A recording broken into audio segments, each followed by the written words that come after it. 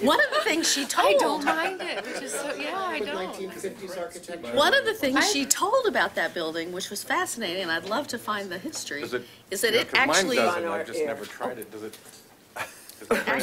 Are we? Yeah, you are. Yeah. Just now. Well, We missed it. They missed the first part of this. It's okay.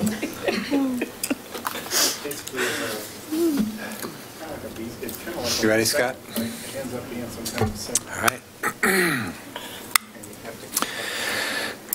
Like a comment, sort of. I hereby call the 2255th meeting of the Milwaukee City Council to order. Please join me in the Pledge of Allegiance. I pledge allegiance to the flag of the United States of America and to the republic for which it stands, one nation under God, indivisible, with liberty and justice for all.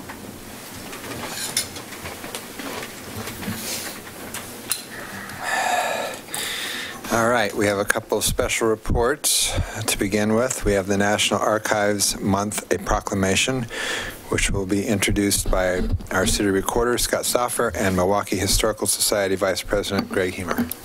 Thank you, Mr. Mayor and Council, for taking a moment to recognize National Archives Month. I'm not going to do much talking tonight other than to say thank you and introduce, of course, everyone knows Greg Heemer, Vice President, among many titles in the Community Vice President at the Historical Society. And on behalf of the city, I want to say thank you for the good work you guys do preserving our city's history.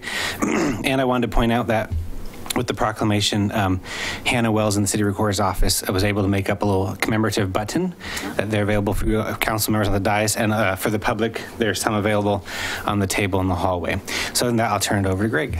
Well, thank you, Scott. First of all, I would like to thank Scott, Hannah, and Amy of the City Recorder's Office for the commitment and excitement they express about our city's history and the pursuit of preserving it.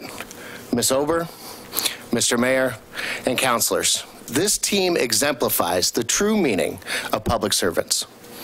If it's not just sending a response via email in less than 2 hours, or taking time while visiting Salem to take some historic pictures, or even delivering a water bottle back to City Hall for a counselor, the team always acts professional and with a smile on their face, even when the answer may be no. So kudos to you guys. Thank you. Archival material is not just mothballing paper and items into a dusty drawer, but it is a window into our past that helps shape our future. By digging into the archives, you realize the importance of our community, not only to the city and the region, but to the state and to the country. The archives help us recognize our past and shape our future, our values, and our prioritization of goals for our community. As council looks towards using our natural resources not only as public benefits like parks, trees, and habitat, but also as a driver for industry like Solarize Milwaukee, we have done this before in the past.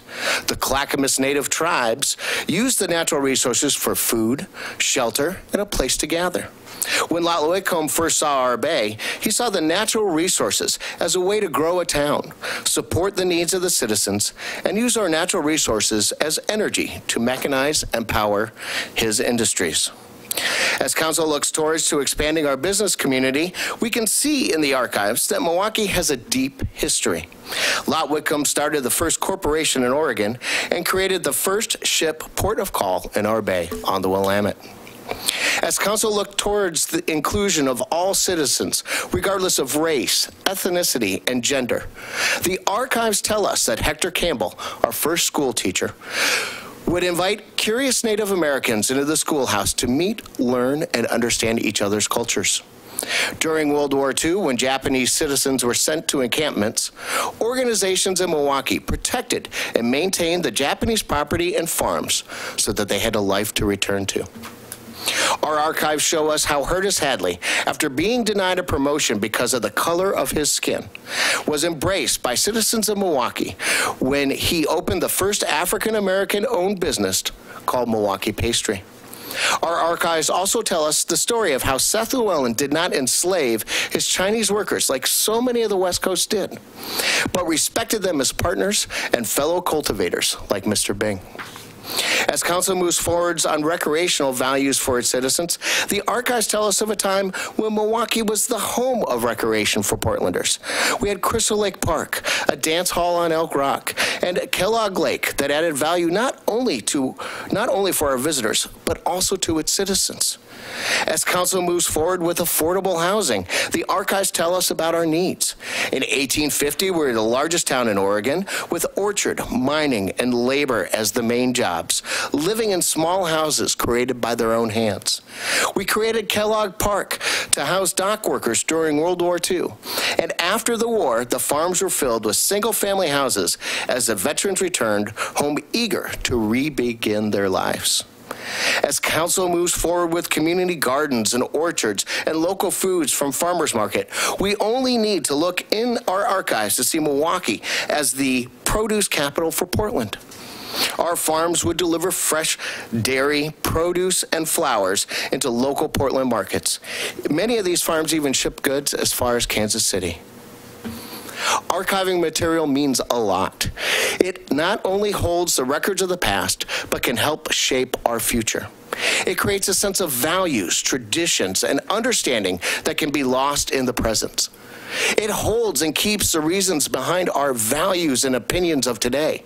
It creates a bonding agent to remind ourselves of our great accomplishments and even greater failures. It records not only the past, but is the record of the present and the future that our actions will be judged. Counselors, as you move forward, may the archives be in your favor. In our last slide up here, we just have a reminder to the community that we have among several sources, two good opportunities, two good archives to visit. The Historical Society is open on Adams Street, open on the weekends, on Saturdays, and we have a YouTube channel that the city recorder's office works with the Historical Society on to post historic videos, and they have a recently revamped website at the museum, which is fabulous. And then on the right there, the city has a few archives that we've talked about before, but online, not just city records and recent project files and things like that, but the city has a collection of photos on that Flickr account there that Hannah's touched up, most of it which has come from the Historical Society archives too, and we've worked with them on that. So there's your archives available immediately in your community. Thank you very much. Thank you. Thank you. I'm going to read the proclamation, or you're going to read it? Oh, yeah, gotta read the proclamation. So one of you going to read it, or am I reading it? Thanks. Whereas the preservation of our shared history is essential to our common understanding of who we are and where we are going as a community, and whereas civic and community archives collect and preserve the documents and materials that express who we are as a people in this moment, and whereas civic and community archives would not exist without the professional and volunteer support of individuals and organizations who work tirelessly to preserve the records of our shared experiences. And whereas this community's shared history is carefully preserved by the Office of the City Recorder and the Milwaukee Historical Society, who recommend the proclaiming of National Archives Month in the hope that we as a community continue to appreciate and value our common story as an inspirational force for our shared future. Now, therefore, I, Mark Gamba, Mayor of the City of Milwaukee, a municipal corporation in the County of Clackamas in the state of Oregon, do hereby proclaim the month of October 2017 as National Archives Month in the City of Milwaukee, the Dogwood City of the West. Thank you. Thank you. Thank you.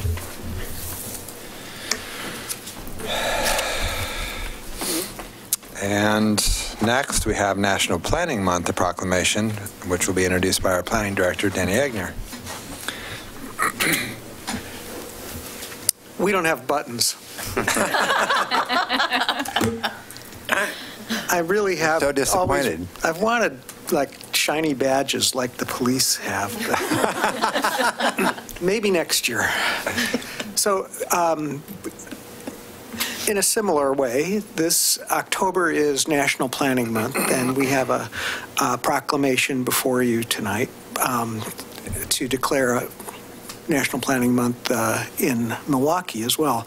But I first wanted to say a couple of things about National Planning Month and October. This is excellent timing for us because this October we are in the transition between adopting our community vision and moving into our comprehensive plan. So I think recognizing the fact that we do planning is a great thing at this point in time. And in addition to that, this October, we're going to receive an award from the Oregon chapter of the American Planning Association for the public involvement work we did on the community vision. So again, I think a perfect time to recognize that. And that vision, I think, sets a standard for us to follow as we move into the comp plan. You know, we need to do just as good a job with public involvement throughout that comp plan process as we did with the vision. So I think that's the message I had for tonight. So with that, I could split this task with you of doing this, and I'll do the now therefore. Yeah. That's what I was going to offer. So whereas community planning provides a wide range of benefits, including opportunities to, 1, evaluate and manage the constant change that affects cities, counties, rural areas, and the region in a way that provides better choices for how people work, play, and live. 2, involve residents and business owners in making choices that determine the future of their community. And 3, educate public officials and citizens so that they understand, support, and demand excellence in planning and plan implementation. And whereas the month of October is designated as National Community Planning Month throughout the United States of America and its territories, and whereas the American Planning Association and its professional institute, the American Institute of Certified Planners, endorse National Community Planning Month as an opportunity to highlight the contributions sound planning makes to the quality of our settlements and environment, and whereas the celebration of National Community Planning Month gives us the opportunity to publicly recognize, drop the D, the participation and dedication of the members of the Planning Commission, the Design and Landmarks Committee, and other citizen planners who have contributed their time and expertise to the improvement of the city of Milwaukee, as well as to recognize the valuable contributions made by the city's professional planners and extend our thanks for the continued commitment to public service by all of these individuals. Now, therefore, I, Mark Gamba, Mayor of the City of Milwaukee, a municipal corporation in the County of Clackamas in the state of Oregon, do hereby proclaim that the month of October 2017 is hereby designated as Community Planning Month in the City of Milwaukee in conjunction with the National Celebration of Community Planning Month. So I'm hoping that our city recorder will fix that typo before you sign your version. Too late. It's too late? Okay. I can sign it again. Okay. All right. It's funny how when you read something aloud, you always catch that little. All right. Thanks a lot. Thank you, Thanks, Denny. And congratulations on that Yeah. amazing award that we're getting. It's Yeah. just, you Very guys, cool. it's fantastic. And I know that we went pretty quickly on that first proclamation, and I feel like I should say that not only is this one of Scott's job duties, but he does a great job at it, and I think he really cares about Milwaukee's history, and thank you for all you do on that. And also, although Greg's walked out the door, Greg invests an incredible amount of time for this city, and he's done a wonderful job preserving our heritage. Thank you both.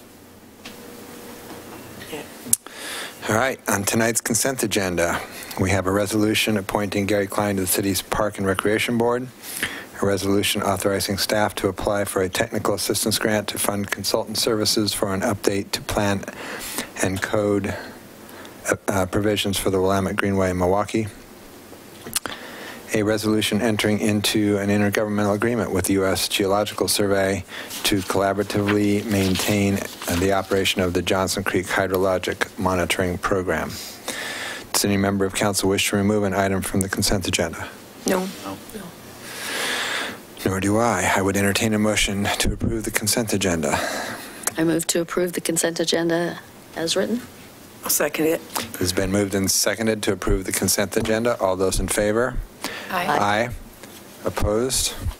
None heard. It passes unanimously. Audience participation. This is the part of the agenda during which council will hear citizen statements regarding city business. Those wishing to speak must fill out a green speaker card available on the table in the hall and identify agenda item number 4, audience participation. As council has other business items on the agenda this evening, speakers will be limited to 3 minutes each. Because the information provided during public comment may be new to some councilors, the city manager will respond at the next council meeting to those comments that require follow-up.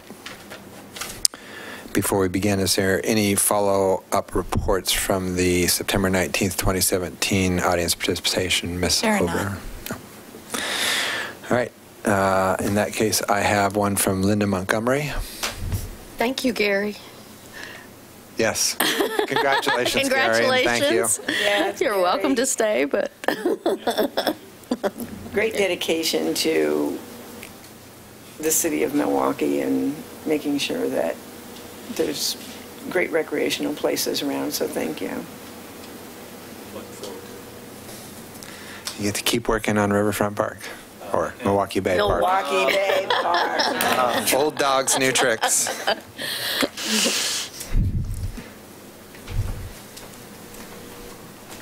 did prepare a little folder with some information. Thank you.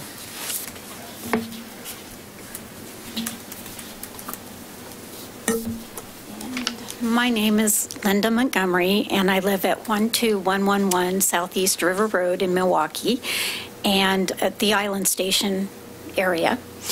And we are wanting the city council to look into a quiet zone in our area for our no horn, train horn zone.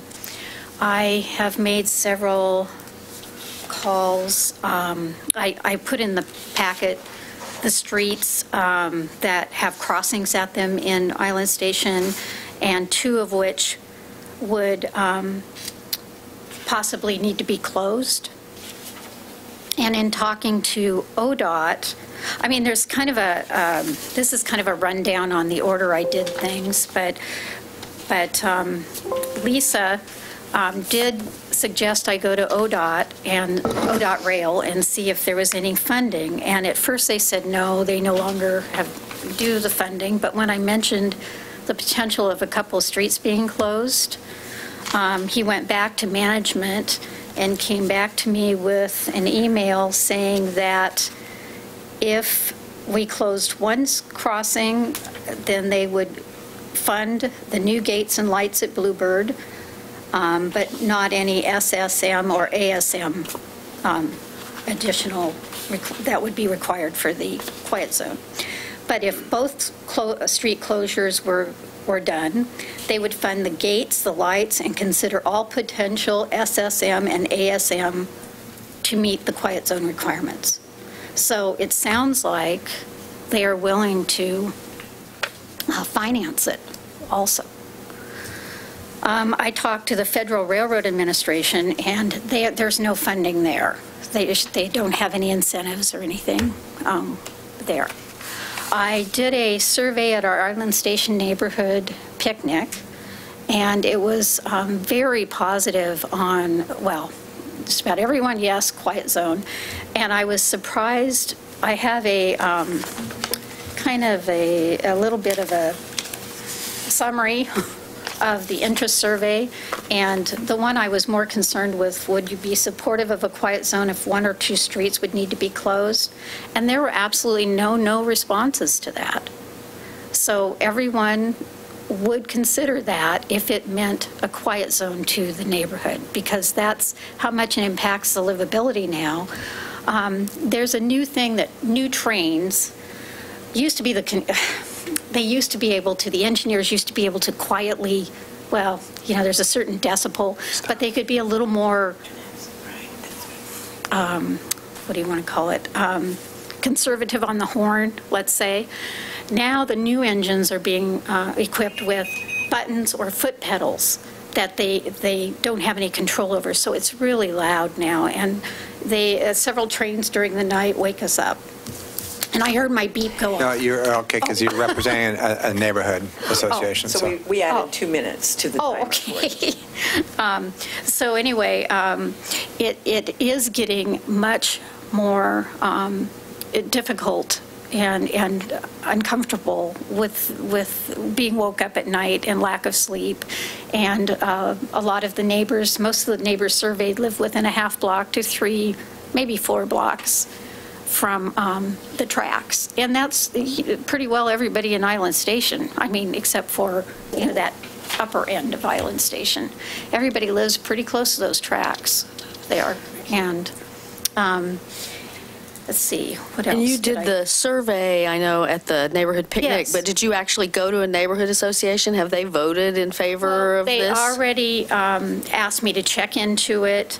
I checked into it. I said I was going to go to city council because I met with Chuck Eaton, and he mentioned to me that before anything could be done, I would need to go to city council and have them possibly put this on the capital improvement plan for next year or something, to get the planning or even studying it to see if it's something the city could do. And I did talk at the neighborhood association, and they said to go ahead and check into it and everything. So this is the first, kind of step at it. And then that was at the picnic because we didn't have a neighborhood meeting. The previous one, they asked me to check into it, okay? And then that one, we talked about it again, and then the next neighborhood association is until after this. So I will present everything at that meeting, too. So I know that this came up years ago, and the neighborhood declined to close those 2 streets. That's what Lisa had told me. So I would want to be really sure that the neighborhood is all in before we start spending money again to study it. I'm also curious, did ODOT say they would completely fund all of that, or was it some portion? I included the email from Zachary Hunter from ODOT. And in the email, he states, one crossing closure, we will fund an upgrade to meet current standards. Presently, there are no gates and lights at any of the 3 crossings. We would fund new gates and lights at Bluebird. Any SSM or ASM required for a quiet zone would not be funded. And then if 2 streets were closed, we would fund gates and lights and consider all potential SSM and ASM to meet the quiet zone requirements. So, and those things probably mean something to Chuck, but they don't mean it. Well, there is on this back page of this potential quiet zone Island Station, I put what that means, and it's SSM is supplemental safety measures, such as like they put the curbs in the center of the street for the quiet zone. And ASM is alternative safety measures, and I'm not sure if that's what all that is. He did say that closure would not mean just a gate across the road, but it would mean removing the crossing surface and make a cul-de-sac or ditches, so it wouldn't be accessible at all. They don't consider any, closed like gate to be a closed street. It has to be completely. Yeah. I did get that from him. So. All right. Well, so next steps is to find out for sure that the neighborhood is all in. Okay. It would be good to have that be in the pilot, frankly, which would mean it couldn't be this month, but it would be good to have the Island Station article in the pilot say we're going to discuss this, so people, Okay. neighbors are on notice. Yeah. So that the ones who were opposed Interesting. last time know, Yeah, and maybe 'cause they won't come out. I do realize that, there weren't that terribly many people at the picnic. Right. You said you got and- 19 responses. Yeah, 19 responses. But that was a good portion of the people there. And it was all really positive. So, and I was told that by Milo, he said, well, you probably have a lot more people here than we have at the neighborhood meetings, because our neighborhood meetings don't have that many. So, so I probably did get a pretty good consensus there, but yes. So thank you for your Thank you. time. Thank you. Thank you very much. Consideration, thanks. All right. Right away already? That's about all we had. Page 6. All right. So next up in other business, we have right-of-way encroachment permitting and enforcement ordinance, and this will be introduced by our engineering director, Chuck Eaton.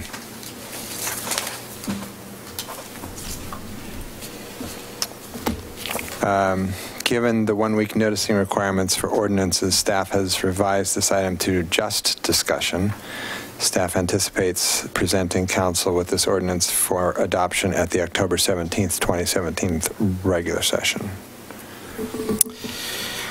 Thank you, Mr. Mayor, Council. So we discussed this, of course, about a month ago, September 5th. We've made a lot of changes, gone back through the formatting, thanks to Shane. So It's not a thanks at all, but but we went through a lot of that. We also did some cross-checking in relationship to our existing Chapter 12, and then also went back through our own legal for several other looks at this. So basically, I'd like to point out two oddities in the staff report, and I do not have an explanation for them, but on pages RS-22 and RS-23, we actually moved one paragraph in front of the standards, but it doesn't show as strike-through on page 23. It shows up as added on page 22, but for some reason, in the clean copy, it does disappear, and so I'm not sure why Word did that. And then also on page RS-23, there's a B under 11 shown in the red line set, which also disappears in the clean copy, but it's not a strike-through. So I don't know why those two glitches exist, but they're two little oddities we noticed in the strike-through. The changes that we've made, of course, are voice. We did some general formatting and consistency with the existing Chapter 12. So everything within Chapter 12 was still the same, which I'm sure we'll be discussing one specific point of that in the numbering of like 60 days, et cetera. And then references to we changed it so it references the current fee schedule as was discussed in the meeting. The appeal procedures, we've added that into all aspects. Those are on pages RS-21 and RS-24. So we have added appeals for all portions of the thing: minor encroachments, major encroachments, special encroachments, and revocation of encroachments. The insurance clause has been fixed with our finance director, and the penalty section has had the additional language put into it to allow finance on RS-24 to allow finance director to reduce the penalty as discussed at the previous meeting. So that's a quick summary. I think at this point I'd like to open it up to any other questions or specific areas that you want to delve further, if there is one.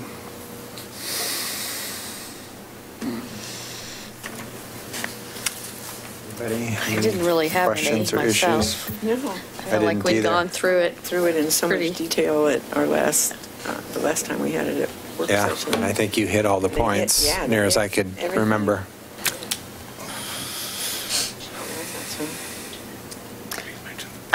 Oh, I did have a question, though, about, and maybe it was out of the staff report, but you have a bunch of people queued. Oh, I know it was. Is the December 31st deadline. So that seems pretty short. I know you have people who are queued up and are already identified, but for the people who aren't there but maybe need this and have an existing non-conforming whatever, that seems pretty short to be getting out the word and stuff. Do you still think that's the right? We did look at that, or a little bit concerned to that, but the language says they just have to have an application or working on an application at that point, not that it has to be back into compliance. All right. So they just have to have an application in with us. And so is there a plan for some kind of outreach? Those are only like 6 or 7 people. It's not a high number that Tim has on the list. So just outreach to the It's an identified list. Right. And you don't think there are others out there who it might apply to that haven't been identified? I'm sure we'll find others out there as we go through the process, but we probably won't find them by December. Okay. And you don't think that language is a problem for those? I can't remember where it is. I mean, if we take this down, what would happen is as we identify them, we would then approach them and say they need to apply for a right-of-way encroachment permit to bring them into compliance if it was constructed after that September date. Right. And then we would give them a time frame to get that permit application in. We could add that language if you wanted to, but I just didn't want, I just didn't want that date to be unduly restraining, but if you're not worried about it. It's only unduly restraining if we force it to be unduly restraining on ourselves. So Tim's always really good at working with people if we stumble across somebody out there. Date's only on those that have been previously identified at this point, right? It's since basically the idea is that the encroachments that have happened since we put the hold on the enforcement of the September 1st enforcement. So we actually have had several sitting out there that we need to then now resolve. If you remember, the whole thing started with the gentleman that came in with the wall that he constructed in the right-of-way. And so we'd go back and ask them to then apply for the permit to have that wall there. So. And he moved, didn't he? He did, so that one's an even weirder one, because now we get to ask a new owner. So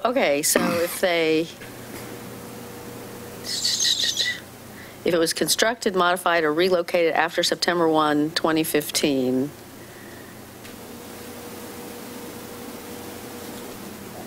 the city may not initiate this section for RS 19 for an encroachment existing on September 1, 2015 and before December 31st. Okay, so that's saying... Yeah, I'm finding that a little bit confusing, actually. Okay, person in control of shall not. It's probably easier to read in the clean one. It might be easier to read the clean one. This is 12, 14, 20. It should be RS 28. 28, yeah. So basically limits us on issuing violations until after the December 31st date for anything that was constructed after September 1st, to give everybody time that we've identified in that time frame to apply for a permit. So we can extend that date. If you want to change that date longer, that's fine. I'm just trying to get my mind around who we're capturing here. So the first sentence is if you constructed, modified, or relocated after September 1, 2015, you have to apply for a permit. But then the second sentence says, the city may not initiate for encroachment existing on September 1, 2015, and before. Yeah, so basically, anybody that we stopped enforcing at the September 1st, we've been gently trying to encourage people not to build stuff in the right-of-way, but Tim has not been enforcing since that particular incident. So that is saying anybody that has gone ahead and put something in the right-of-way, we're going to ask them to get a permit for it. After Right. September of 2015. Right.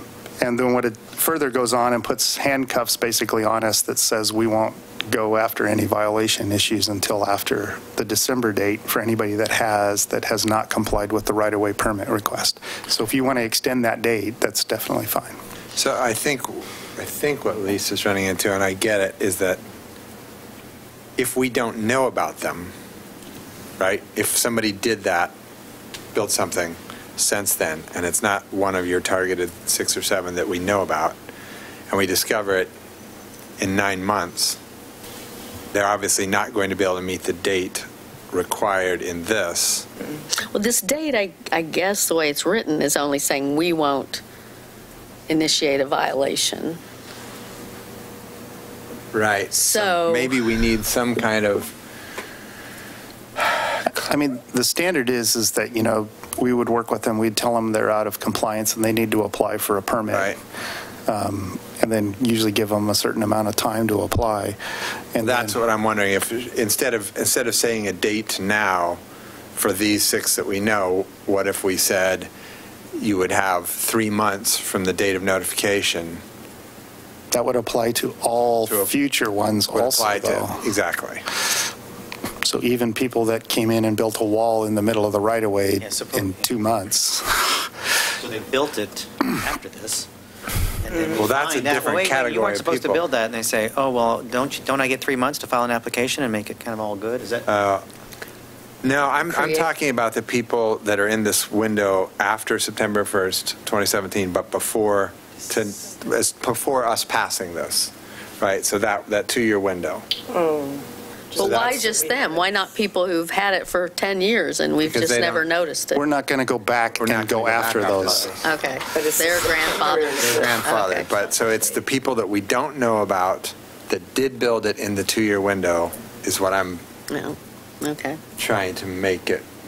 I mean, it's such a small percentage of I know. people, and it's... Well, and this doesn't actually... We'd have to prove that they were built. Yeah.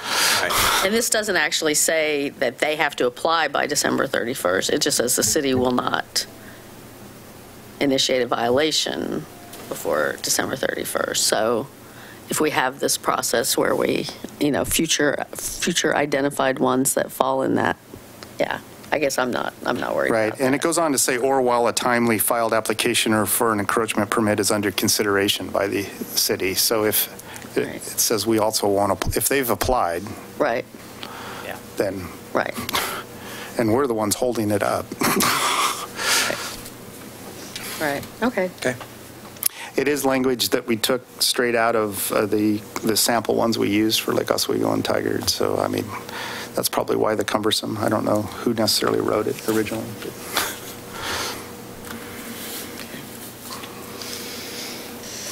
Otherwise, yeah, I think it looks good. Nope, I'm good.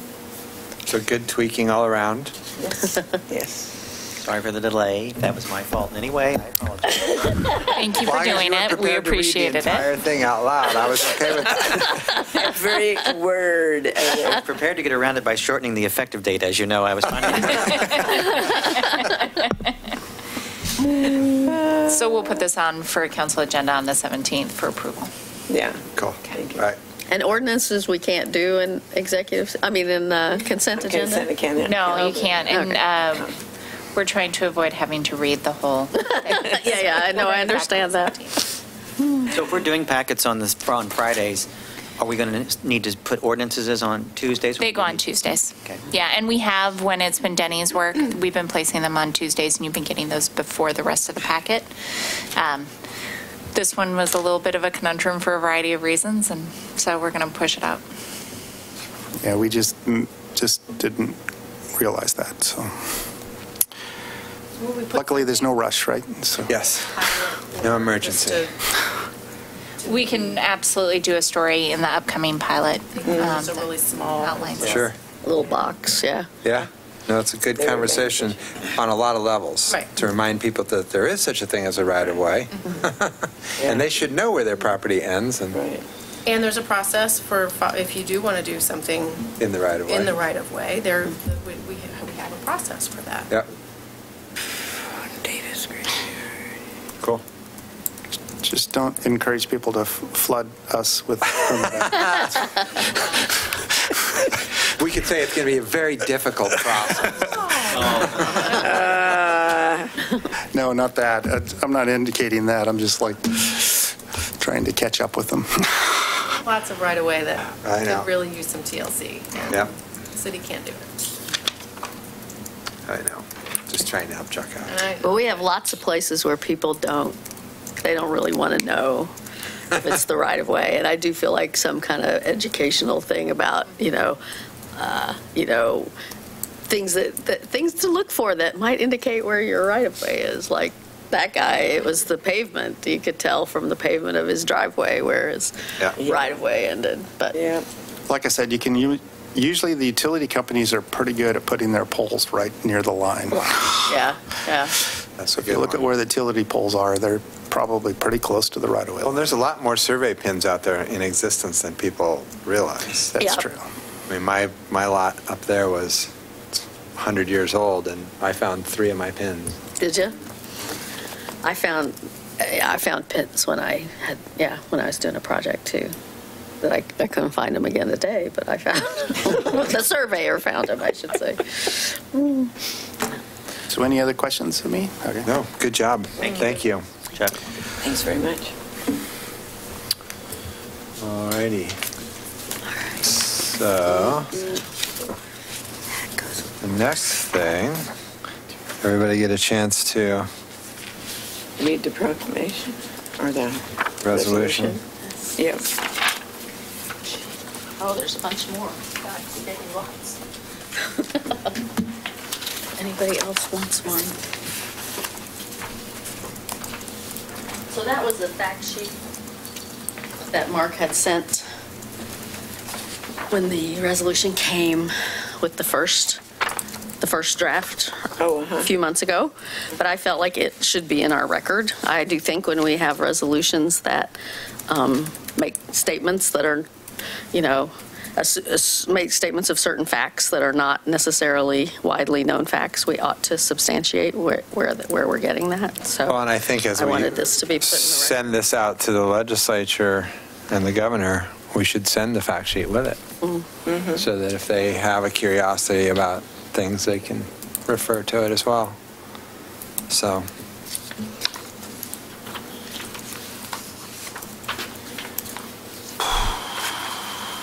So, since people the 3 people watching tonight won't know what we're talking about, we are, 4? Oh, well, that was a pretty good guess, right? Well, and I'm one of them, just for... So I was 3. Oh, you can tell I was right how many on. people are watching? We're down to 2. Just keep destroying it. so we have 2 people watching. 2 people watching. 2 people watching on YouTube? Yeah, so it actually gives you a count as to who's watching. So some Okay. weeks we go up to double digits, and But some people could be watching on Channel 30, right? That's true. Yeah, and We don't get a count of that. No. we do get a count, though, of how many go back and watch it, so that number goes up over the course of the week. So in any case, what we're talking about is a resolution urging the Oregon legislature to provide equitable, comprehensive, affordable, high-quality, publicly funded health care coverage serving everyone in Oregon. Boy, there needs to be a space in there. Yeah, it does, yeah. I wasn't sure if it was just the space. Coverage and serving. It's not spaced at all. So between coverage and serving, Yeah. you seeing it, Scott? In the On subject the line. on the header On the header of the of the resolution? resolution. Okay. I mean, we talked about this in a study session or a work session or something, and it's just it's the federal government keeps teetering on taking away the rather mediocre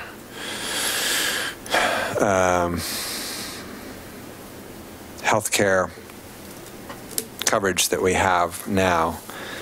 And we could certainly do a lot better. Most of the rest of the world has something that's better than what we have. And I think the opportunity is ripe for the West Coast, at least, to move into a single-payer program. And so I think that as many local governments as can and are interested in push towards that, we are more likely to get that for our citizens. Well, yeah, just 2 days ago, they the administration let lapse the supplemental funding for kids who are in the, between the Medicaid and. So that's how many? I think 9 million. 9 million kids are 9 now. 9 million kids who are now. Uninsured. Yep. Lovely. That's just lovely. Wow. Yeah. Most likely some of my great-grandkids are in that. So I think this is a fairly specific and rational ask of the government, and it's I'm proud of this council for considering it. Mm-hmm.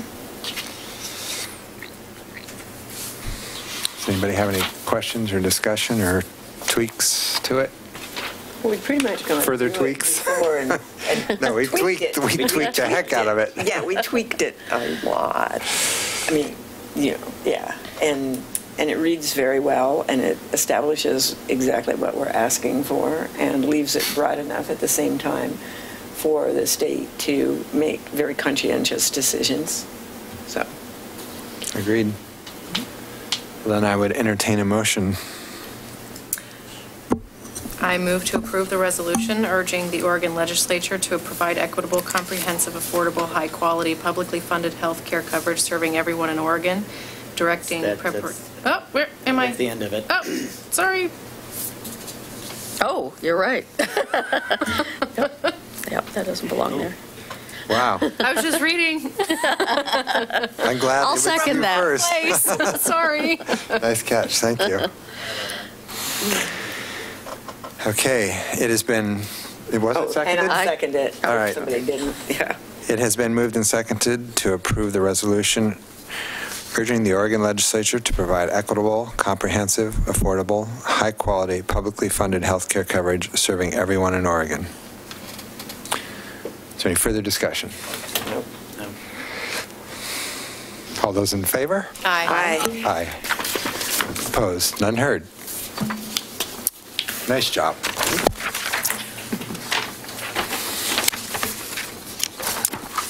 All right. Do we have a script for tonight? We do. You do.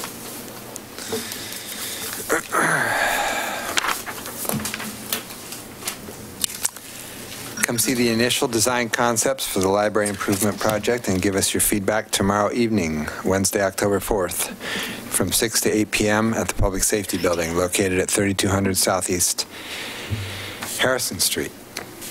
Light refreshments will be served, translation services for Spanish speakers, and childcare will be available. We got a little preview of that last night at the construction task force, and it's pretty exciting. So I would urge everybody to come and let us know what you think. Join me this Saturday, October 7th from 8:30 a.m. to 12 p.m. at the Great Willamette Cleanup. Reserve a seat in a tandem kayak or canoe or bring your own boat to participate. Please register online. The link is available on the city's volunteer page located at www.milwaukeeoregon.gov/volunteering. So this is about the, 6th or 7th year that I've done this cleanup. And most years, it's a whole bunch of people from Portland and me and whoever's in my boat. So it would be pretty cool. But that said, we've never made any announcements. The city's never known about it officially until now. So I hope we get a lot of Milwaukee participation this year. We've pulled a lot of stuff out of that river. One year, this other guy and I pulled 21 Oregonian news boxes. Oh, geez. Out from under the log deck there. Somebody had gone through the city and stolen a bunch of them taken the money out and dumped them into the river right there. So the city helped out. They brought a little crane truck. Wow. And we were diving and hooking them up, and they would hoist them out. And is that cleanup just for people in boats, canoes, or is there a shoreside walking kind of cleanup? You know, they don't specifically organize it as a shoreside walking thing, but there is a significant portion, particularly if you're nimble on your feet and okay with Blackberry, the section of riprap from basically Kellogg Creek around to Carolyn's house is always got a ton of trash. And so that could use shoreline. I usually pull the canoe over there and start working it, but that could use a ton of work. And so is Milwaukee Bay Park one of the sites they're starting Yes. from? Okay. Yeah, we are starting in the park. We'll be taking off from there, and then we typically go down to the golf course and up to the north end of Elk Rock. That's kind of our section. And we get a lot of stuff. The Letting Library's first Saturday concerts kick off this Saturday, October 7th at 2 p.m. with the John Eric Kaiser Trio. The concerts take place each first Saturday from October through April. The Davis Graveyard Open House Block Party takes place this Sunday, October 8th from 11 a.m. to 5 p.m. This is the only time they let the public on the property to view the props up close. The crew who built the yard will be there to answer questions and show you around. The Davis Graveyard is located at 43rd Avenue and Johnson Creek Boulevard. Keep in mind that 43rd is closed for the party from Johnson Creek Boulevard to Roswell Street. Letting Library will be closed on Monday, October 9th for staff training. The third annual Run for Resilience Ostomy 5K will be in Milwaukee again this year on Saturday, October 14th, beginning at 9:30 a.m. Register online by October 12th. Link is available on the city's event calendar located at www.milwaukeeoregon.gov/calendar. All proceeds benefit the United Ostomy Association of America. Letting Library is sponsoring a seed swap on Saturday, October 14th from 2 to 5 p.m. The swap provides a time and place for community members to offer seeds for trade or simply give away surplus seeds. Well, there's a couple of things I would add. One pretty glaring omission from that list would be that it's the last First Friday this Friday. Mm-hmm. Great art show. Yeah, there's a lot going on at First Friday. I've just recently discovered there's a Birch Salon down by the light rail station. It's their second anniversary, and they and a bunch of other downtown businesses are doing a raffle that businesses have donated prizes for, and the raffle tickets are $1, and the money all goes to the Friends of the Columbia Gorge to help with recovery efforts in the Columbia Gorge. Cha-Cha-Cha is having live music as usual. It's supposed to be nice. Painted Lady is open for dinner on that evening. It's the only time they are open for dinner, and they have a special dinner menu. Yep. Yep. So a lot of businesses, a lot of art. Chris Hayward, woman, was downstairs putting up art when we walked in today, and he's been working up and down the street on art exhibits. So lots going on. Sale of art, part of the proceeds go to our art mob to help fund their work and their projects. I also noticed that the Art Mob had a post on Facebook that they have new sculpture in the yard next door. So usually they replace a couple every year, so I don't know if there's... We're doing 3. 3? Okay. And 2 are in. The other one is coming in tomorrow, and there will be an unveiling of those tomorrow at First Friday as a small celebration at 6 p.m. At what time? At 6. 6 p.m. Oh, okay. Yep. Cool. Did not know that. Okay. I didn't know that, yeah. And one other event on October 14th is the NCPRD is organizing, and Wes and a variety of partners are organizing a cleanup of Three Creeks, which is the area next to the it's not in Milwaukee, it's in our UGMA. It's next to the Aquatic Center out off of Harmony Road. And it's an amazing area. If you've never been there, to walk down into Three Creeks is really an experience. People have no idea that there's a forest like that inside 82nd Avenue. Extraordinary, huge 300-year-old big oaks. Trees. I was involved in an effort a couple summers ago to measure the trees, and Greg Bartz-Bowman and I went out there with a big, long measuring tape, and some of those trees are well over 100 inches in diameter. Wow. You know, gorgeous trees. And this is really a trash pickup kind of a work party. It's not so much pulling blackberry and pulling ivy. It's mainly a trash pickup because they're worried about, as the waters rise this winter, the trash getting into the creek. We know all about that, huh? What was the date on that one? Saturday, October 14th. And those are typically 9 to noon. I assume that's what that one is. Jason is getting that one onto the city's event calendar. So it'll be on the city's website, and NCPRD has been out there putting out information. They're also at the end of October, which we'll have another meeting before then, but they're doing No Ivy Day, Ivy Pull on Elk Rock Island. And so I think that's the 28th, but I'll bring back that detail next meeting. And also, if anybody recognizes this water bottle, it was left at during Sunday Parkways. It was left over by the Water Tower Park, where some of us were giving away bike helmets. And a big thanks go to the fire district for giving, and the Clackamas Emergency Services Foundation for providing free bike helmets for kids in the community. But anyway, somebody left a water bottle. I have not been able to track down who it belongs to, but contact me. Yep. Okay, I think that's all the ones I know about. I do. I'd just like to say that I had the opportunity and the honor, thank you, to attend the Oregon League of Cities annual conference last week, and I know the mayor was there, and Councilor Beatty was there also. And I thought it was very interesting. There were a lot of really good workshops and stuff, but there was one piece of it that I wanted to be sure to bring to the public and to our council. And I think probably also to others who serve on our boards and commissions and that type of thing. And it was about public records.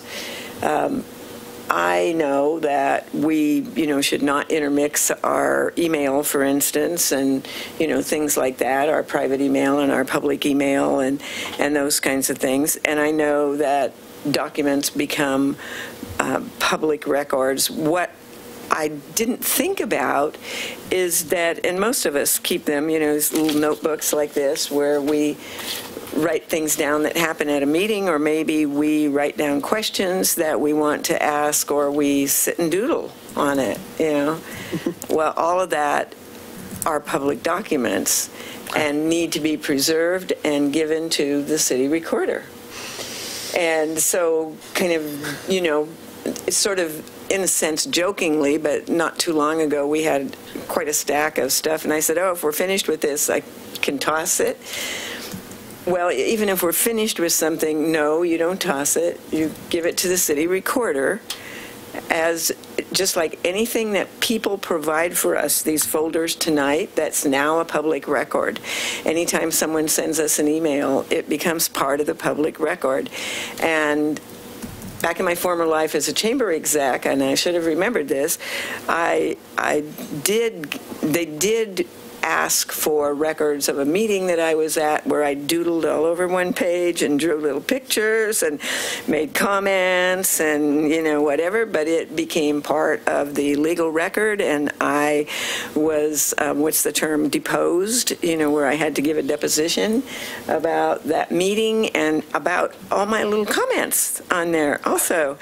So I just wanted to create that awareness and Scott, you're going to start getting, reams of stuff. I'm sorry. Yeah, thank you for that PSA announcement about that. That's a very true. She's right, absolutely correct.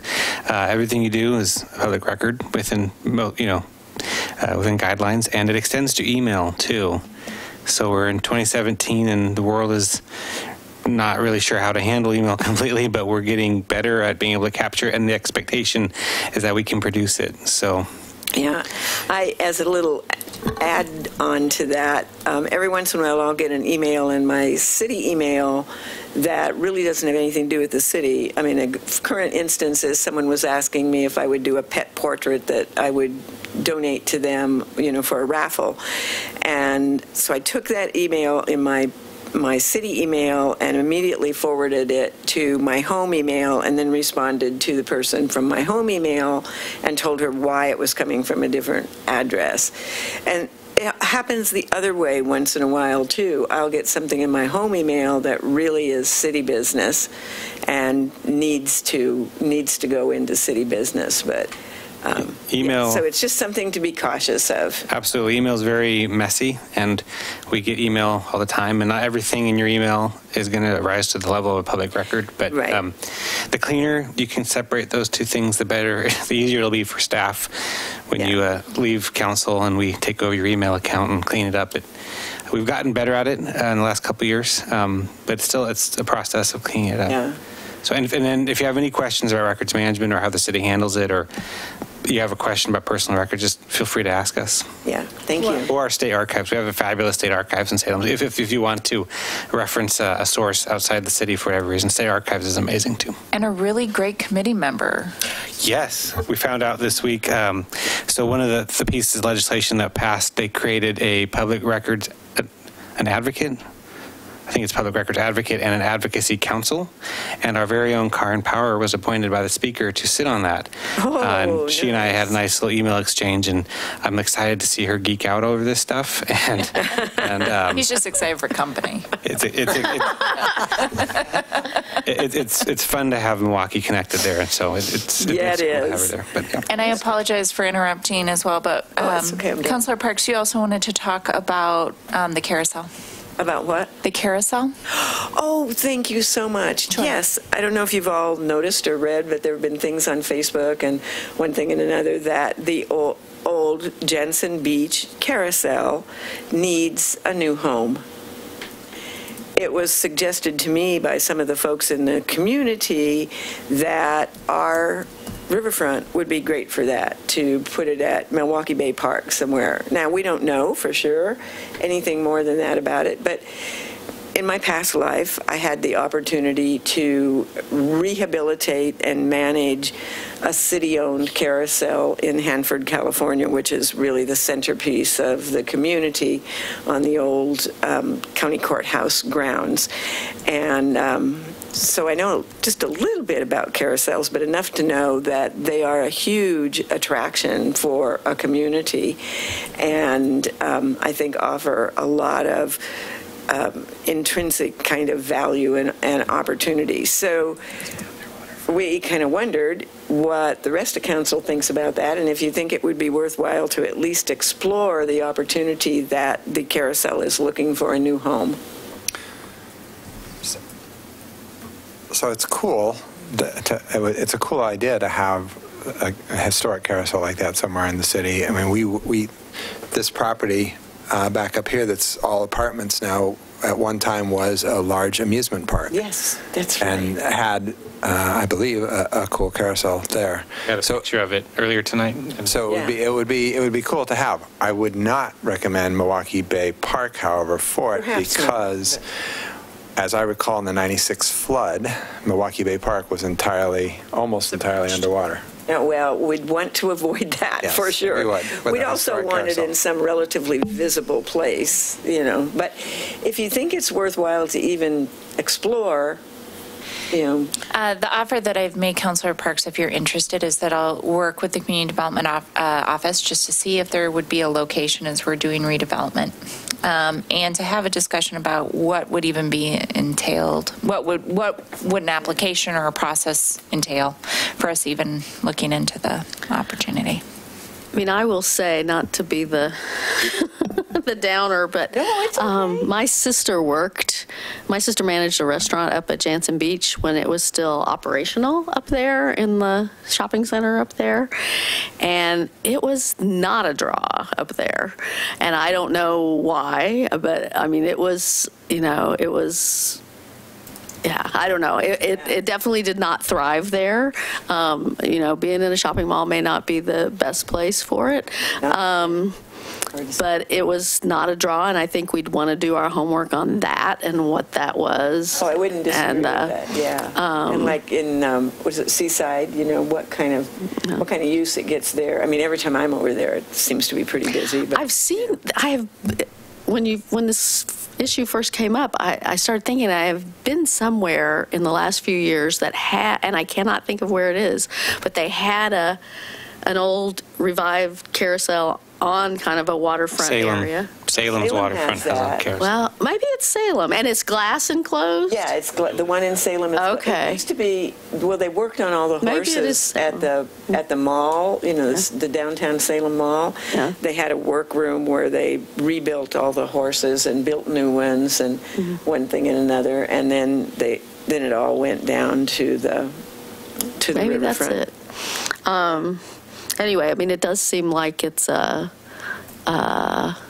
big project. I mean, it does seem like it's probably and it doesn't come with funding.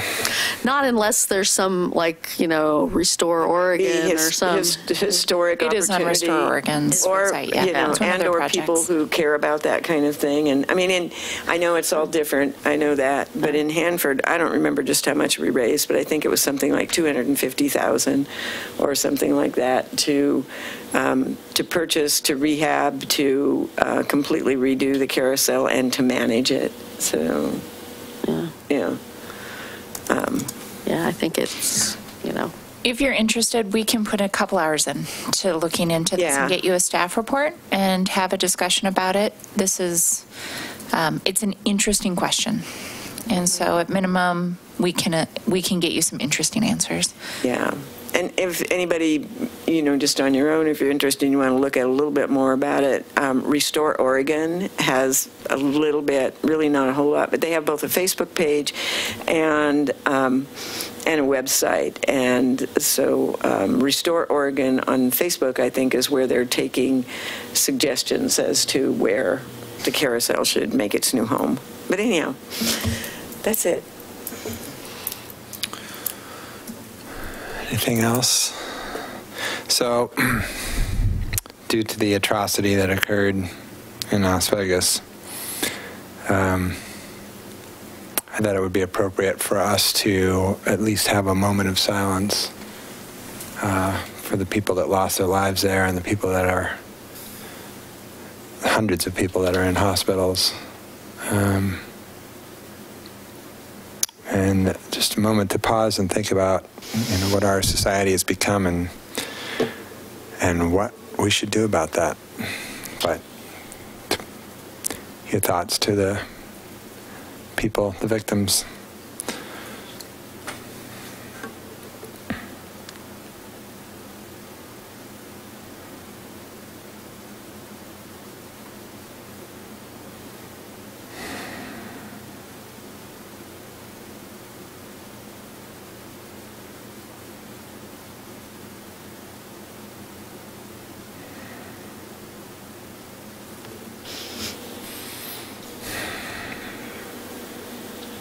Thank you.